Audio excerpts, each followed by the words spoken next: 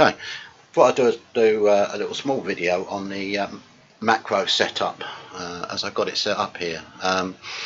So let's minimise this recording software for the time being, and we'll fire up the Olympus Capture software. So just do that. The camera's already plugged in, connected by USB, so I'll select the USB connection here, let it fire up. And there it is. Okay, bit out of focus, not wonderfully framed, but so we'll just change it, move the camera a little bit, back it off a bit, at the same time do some focusing. So I'm focusing now using the camera itself. I'll put on focus peaking so we can see that work as well. Right, you can see the yellow areas. That's a ballpark. Right, so we'll leave it there for a minute and we'll adjust it on the actual capture software. So what we need to do now is just use the actual, that's going the wrong way, that's going, so you can get pretty much your eye in on the camera and then tweak it from there. So you can see all these yellow areas that are highlighted here, not the main yellow of the image, but the writing here and here, are now in appearing quite well, yellow, sharp. Okay, so how have we got it set up? So this is the super control panel, which more or less mirrors the back of the display as it appears in the camera. So we've got it on manual focus, you can see that I was adjusting it, ISO 200, f10, won't worry about exposure particularly, but f10 will be absolutely about fine.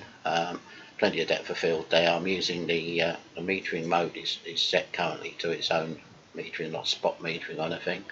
And it's as soon as I select bracket, which is what I'm going to do, it's automatically, well, as you can see, it flashed up quickly. It switched HDR off. Make sure it's in high-speed capture mode. The flash is on auto mode, TTL auto mode. And it's going to fire up the when I take it, it's going to take 8 images and a 9th composite image, which is the merged image from the bracket, and it's going to fire the flashes, it's going to fire the ring flash, and it's going to fire the via the X1 flash trigger. It's going to fire the little Godox flash with a diffuser on as a bit of fill-in bounce flash. So that's all set up to go. As soon as I click on here, which is, if I hover over it, it will tell me what's going to happen, but I know what's going to happen, and that's going to be, it's going to take the that's going to fire the shutter. So we'll do that now. There we go, pressing the shutter button all the way down, what I want to do. Right, it's fired one flash already, and whilst it's doing that, it's also loading up the Olympus Workspace software, which when it's loaded will appear on these bottom 2 monitors. There it is, and you can see the images on the bottom left monitor as they're taken. Right, it's now taking its 4th image and written it to disk. 5, and on the bottom right monitor it's showing that image in more detail, the last image in more detail. Okay, so it's nearly there. That's a 7th image, I think. 8th image now, and a composite image will appear in a second once it's merged it all together. There it is. Right, so there it is on the bottom right monitor. That is my composite image. If I click on it and drag, you can see it in much more detail. Now this monitor is not a great monitor, it's a little 12-inch monitor, but it does for checking sharpness and to a certain extent exposure. You can see, I didn't even clean up the GPS, so you can see the hairs and dust marks and things on it. So let's zoom that back out. And now you can see on the top 2 it's gone out of focus. Because it's moved the focus point because of the bracketing. Now if you want to manually move the focus point, you can do so here, just like you can on the camera. You would set it about there. I think that's pretty good exposure wise and sharpness wise, so I'd be very happy with that. The actual flash settings I've got, the flash trigger is set to 1/16 for full output power, and that automatically sets the Godox slave to that power, and I've got the ring flash fairly low as well. So just a few other things that you can change on here. You can, as I say, in the super control panel, first of all let's look at the super control panel options. Okay, so rec view here, or record view, is exactly the same as this view here. It's the image as it's taken. In this case I could make that full screen, but okay, going back to the super control panel, so for instance if I look at flash settings, flash compensation, that sort of thing, bracketing settings particularly appropriate given what we've just been doing. It takes 8 pictures using focus bracketing, so focus bracketing on, 8 pictures with a focus differential of 1 and a flash recycle time of 4 seconds, which is well and truly overkill. It doesn't need 4 seconds between flashes at 16th of power, 4 seconds to recharge. Even on full power it wouldn't need 4 seconds, and focus stacking is on. It's doing what it says, so it's stacking them together into a composite image, which is what you can see on the bottom displays here. So that was it. That was taking a series of bracketed exposures. So you can set various other things here in the super control panel, live bulb, live time, composite settings, all sorts of things in here. So we'll close that off. Another thing we can do is we can go to, we can change it from here, the drive mode, into high res shot. Now high res shot will take a 40 gigapixel image. So we'll leave that everything set up. We might as well turn bracketing off, I think. Yeah, we should turn bracketing off. So we've got it set here on that. The SIS or stabilization is off because I don't want it. It's on a tripod here, all set up.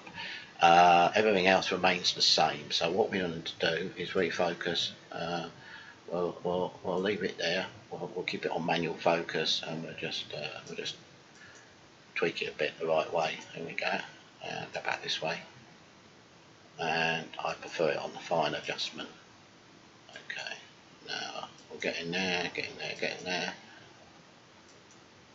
This is where the depth of field, because it's not in no focus stacking now, so we can see the back areas here, or top areas here, as slightly further away. It should be sharp, and same as to the bottom. So let's do that one image. So that's at 140 megapixel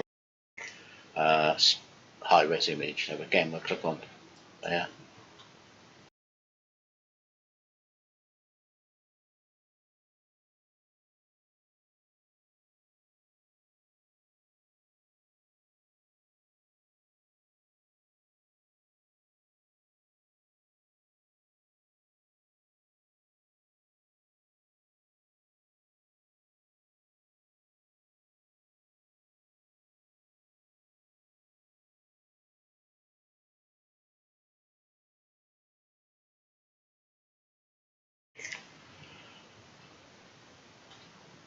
Okay, that's it.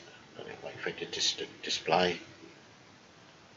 So it's writing up. You can see this little spinning wheel up here. That's writing to PC. It shows you it's writing to PC. Okay, so there it is on the bottom right monitor, and indeed on the rec view as it appeared there. So that's the 40 megapixel image there, and that's it. So that was another thing we can do through the using the capture software. So you can check depth of field here. Let me stop down. There we are. Stop right down to, what was it? Set at F8 at the moment. Okay, this is the hardware setup. Just filming this one on my little TG5 camera. Now, this is the EM5, and I've got that set up, and it's plugged in on the left here to the USB port to display on the computer with the Olympus Capture software. This is my my beg pardon, my TT-350 Godox flash unit, which I set with the diffuser on just to add a bit of bounce flash lighting.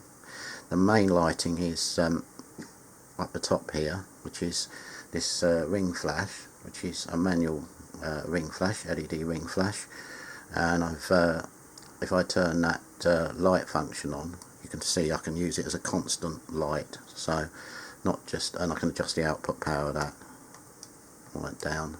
There we go, it's right on low now. Or if I turn the light off, it's now sitting there waiting to be used as a main flash, ring flash. So that's providing the lighting as a ring flash. It's plugged into this unit here, which I've got my finger on, which is the Godox X1 radio flash trigger, and that is what is triggering the Godox flash down here remotely. Now the Godox flash gets its settings from the flash trigger, so the flash trigger here is showing that if I move my finger up, the output power is a 1/16 of full output power.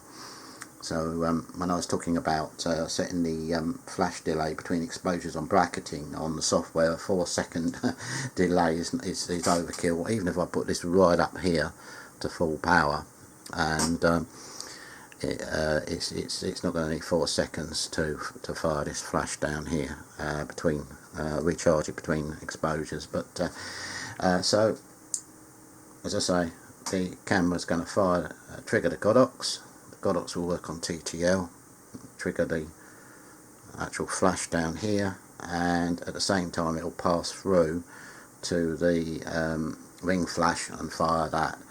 So that's the hardware setup in a nutshell. So I just thought I'd show you this side of things as well.